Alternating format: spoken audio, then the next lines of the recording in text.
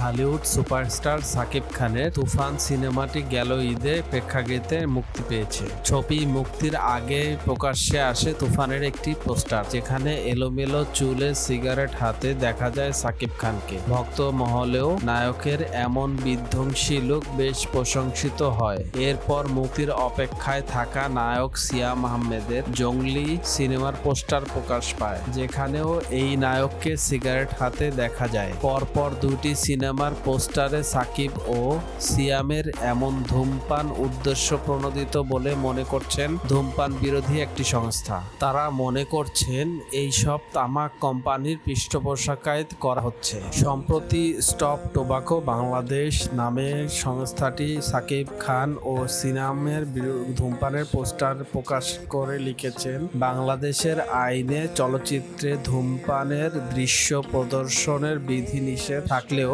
তামাক কোম্পানির পৃষ্ঠপোষকতায় অযাচিতভাবে ধূমপানের দৃশ্য ও নায়কের হাতে সিগারেট প্রদর্শন এবং কিশোর তরুণদের ধূমপান সহ নেশার দিকে ধাবিত করতে অনলাইন মাধ্যমে সেগুলো ব্যাপক প্রচার করা হচ্ছে। তাদের ভাষ্য, আইন লঙ্ঘনে জড়িতরা সমাজ ও রাষ্ট্রের শত্রু, যারা আমাদের ভবিষ্যৎ প্রজন্মকে বিপদগামী করছে তাদের বর্জন করুন। নাটক, সিনেমা ও ওয়েব সিরিজ এ ধূমপানের দৃশ্য বন্ধে সমস্যা জোরালো আওয়াজ তুলুন। 2005 সালে ধূমপান ও তামাকজাত দ্রব্য ব্যবহার নিয়ন্ত্রণ আইনে স্পষ্টভাবে বলা আছে, বাংলাদেশে প্রস্তুতকৃত বা লভ্য প্রচারিত, বিদেশে প্রস্তুতকৃত কোনো সিনেমা, নাটক বা প্রামাণ্যচিত্রে তামাকজাত দ্রব্য ব্যবহারের দৃশ্য টেলিভিশন,